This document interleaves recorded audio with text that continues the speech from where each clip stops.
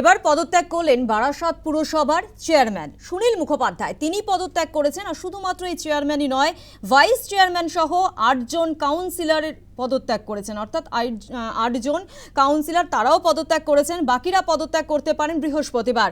সাংবাদিক বৈঠক করে পদত্যাগের কথা জানান তিনি। 1.5 মাস ধরে পুরসভায় কাউন্সিলররা অনুপস্থিত। কাউন্সিলরদের দুর্নীতির হিসেব দিতে হচ্ছে চেয়ারম্যানকে। চাপে পড়েই পদত্যাগের সিদ্ধান্ত চেয়ারম্যানের।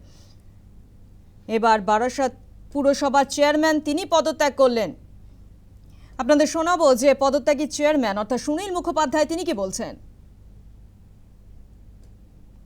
প্রতিটা বাড়ি বাড়ি জিজ্ঞেস করে দেখবেন তারা আমার কাছ থেকে উপকৃত হয়েছে কি হয়।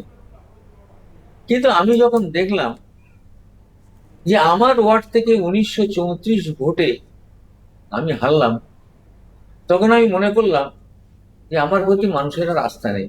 নতুন গভর্নমেন্ট এসছে, এদের ভালো চিন্তা ভাবনা আছে, হ্যাঁ, এবং এরা আরো ভালো রেজাল্ট, আরো ভালো কাজ করবে।